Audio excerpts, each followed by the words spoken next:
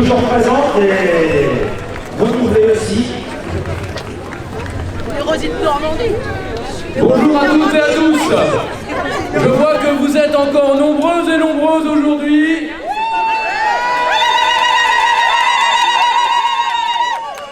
C'est évidemment un 1er mai historique. Nous avons aujourd'hui sur l'Agnon une marée humaine. Vous êtes à peu près 200 selon la police. Nous sommes plus sur les 8 à 10 000 personnes aujourd'hui réunies à l'Agnon. Et je vous demande à tous de vous applaudir très fort. Faites du bruit.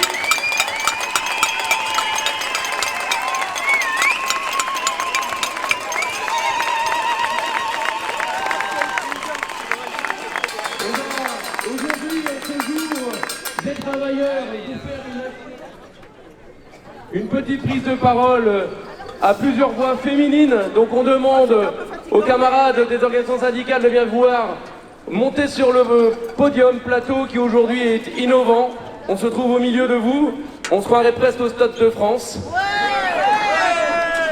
Pour vous rappeler quand même qu'aujourd'hui, 1er mai, c'est aussi la fête des travailleurs et pas la fête du travail. C'est bien la fête des travailleurs qui, en 1886, à 300 000 salariés lors du Moving Day, ont réussi à faire plier un État, chose qu'aujourd'hui, à 3 millions, on a du mal à faire entendre quelque chose à Macron. Et je pense qu'aujourd'hui, c'est vraiment important de lui dire combien nous sommes contre cette réforme des retraites. Donc je passe la parole. Vous noterez qu'aujourd'hui, c'est une prise de parole féminine qui a lieu à l'Agnon.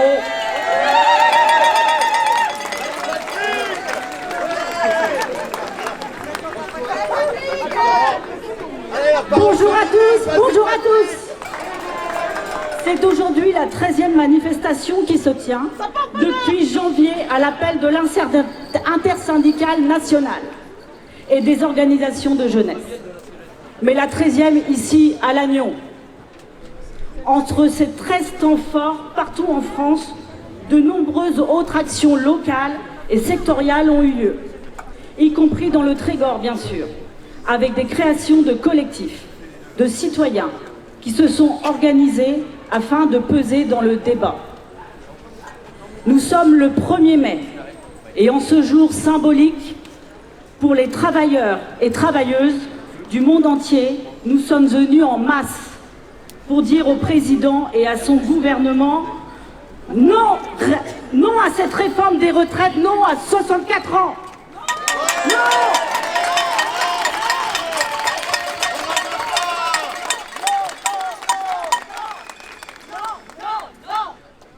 Ce 1er mai unitaire, avec l'ensemble des forces syndicales, a été uni la dernière fois en 2009.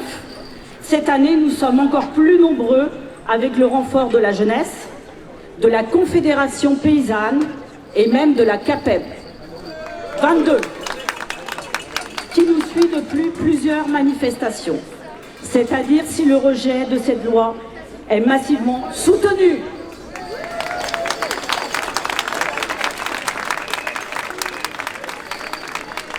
Le Conseil constitutionnel a rendu son avis le 14 avril en maintenant cette mesure des 64 ans.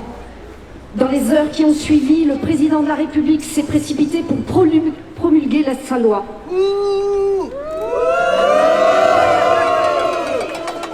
Cerise sur ce gâteau, le Conseil constitutionnel a censuré 6 articles de la loi.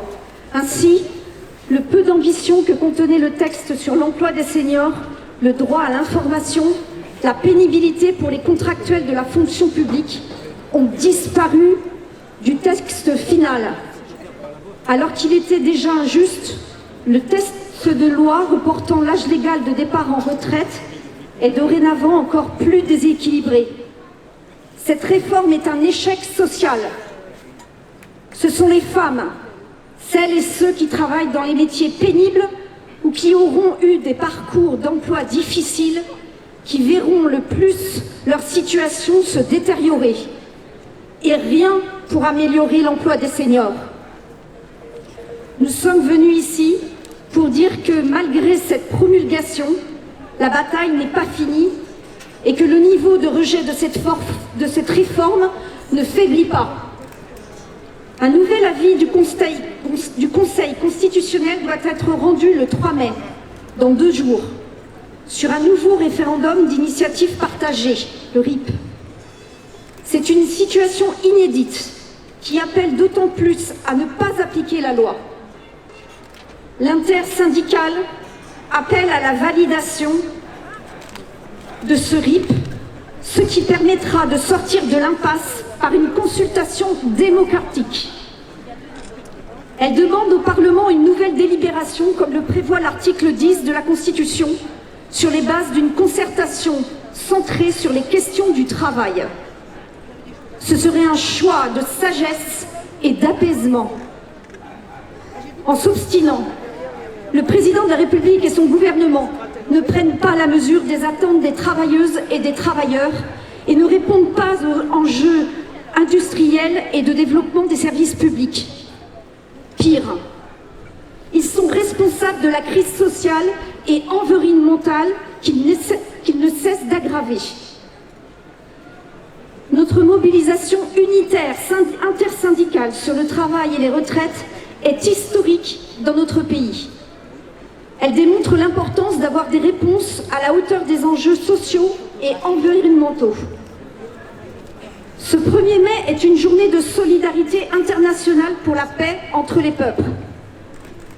À Paris, des dirigeants syndicaux du monde entier sont présents pour montrer leur solidarité avec notre mobilisation. Mais nous manifestons aussi pour dire notre refus des idées d'extrême droite, du racisme, et pour résister à celles et ceux qui distillent le poison de la division.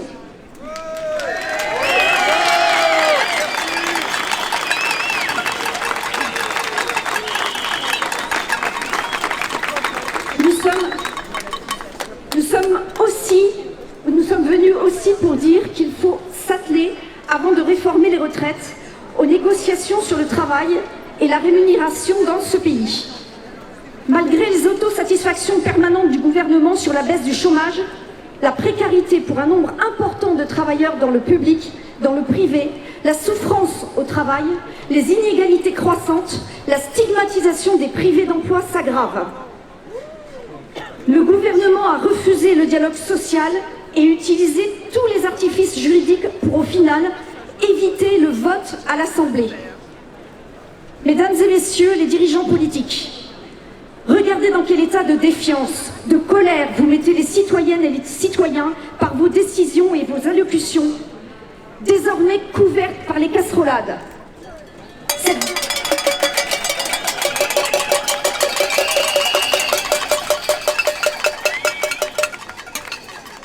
Cette défiance croissante fait le lit des populistes d'extrême droite et vous ne pouvez pas l'ignorer. Respectez et écoutez les gens, leurs syndicats, écoutez les jeunes, écoutez les conférences citoyennes et appliquez leurs préconisations si vous voulez retrouver un tant soit peu de confiance et de crédibilité politique.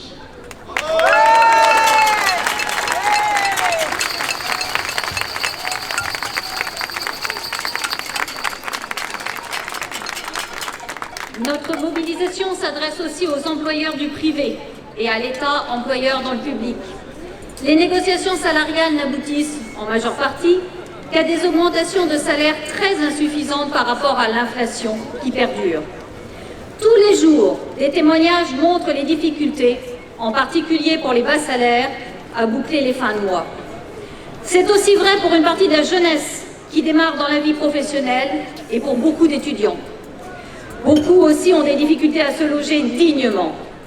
Nous n'oublions pas les retraités qui voient leur retraite fondre d'année en année et qui ont de plus en plus de mal à vivre dignement. Ils sont souvent amenés à aider leurs enfants, leurs petits-enfants dans la difficulté, dans la précarité. Et que dire des sans-emploi qui voient leurs droits à Pôle emploi subir des modifications et diminuer sans cesse? Le RSA sans cesse montré du doigt et dans le collimateur de l'État. Et pendant ce temps-là, certains groupes ou entreprises affichent des résultats exceptionnels, principalement redistribués aux gros actionnaires. Et certains dirigeants ou rentiers affichent des trains de vie indécents et ont des comportements scandaleux, dont l'évasion fiscale, au regard de la justice sociale et de la transition écologique.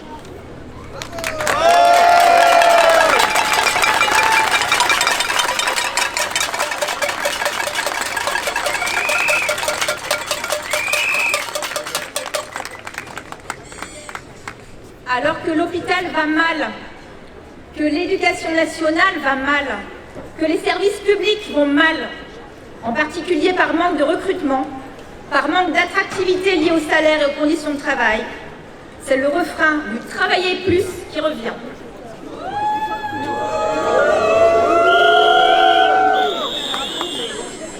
Ce gouvernement refuse toujours de taxer plus les riches et les très riches.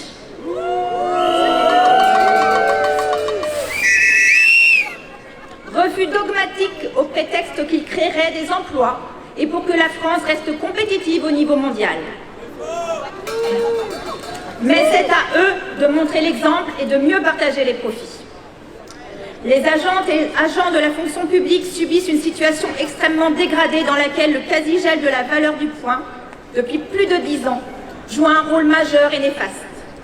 La revalorisation de 3,5% du point d'indice du 1er juillet 2022, excluant les primes et indemnités, est largement insuffisante pour compenser les pertes du pouvoir d'achat intervenues et qui s'accroissent. Du fait de la revalorisation légale du SMIC au 1er mai, les détériorations de la grille indiciaire et les déroulements de carrière vont s'amplifier. Nos organisations syndicales interpellent le ministre en charge de la fonction publique et exigent des mesures générales importantes pour tous les fonctionnaires comme tous les non-titulaires applicables dès le 1er mai.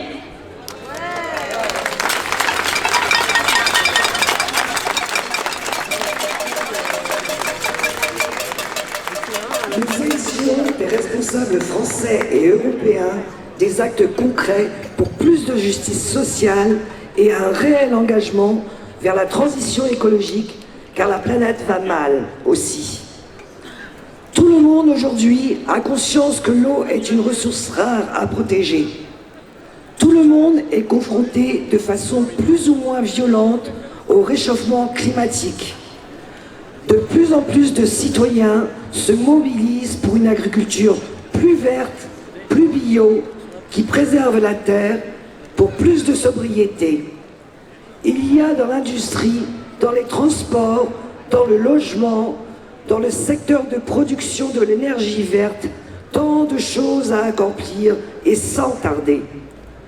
Sans se focaliser sur les courtes échéances électorales, mais dans l'objectif d'une planète viable partout. Les réponses apportées par le gouvernement à ce sujet sont largement insuffisantes, voire pour certaines à l'opposé des besoins. Il faut aussi que tous les gros consommateurs de la planète s'y mettent et soient exemplaires, à commencer par l'Europe.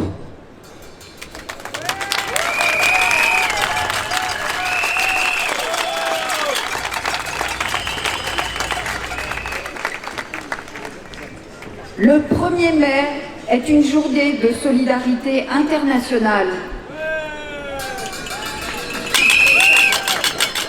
Nous pensons aujourd'hui à toutes les personnes confrontées dans le monde à des guerres, à des crises économiques, à des crises climatiques, à la pauvreté, à des dictateurs, privés des droits les plus fondamentaux, les droits des femmes en particulier. Notre démocratie est abîmée, mais beaucoup de citoyennes et de citoyens dans le monde aimeraient avoir nos droits, nos libertés. Nous nous battons aujourd'hui pour les préserver et les développer ailleurs, au travers de nos instances syndicales européennes et mondiales.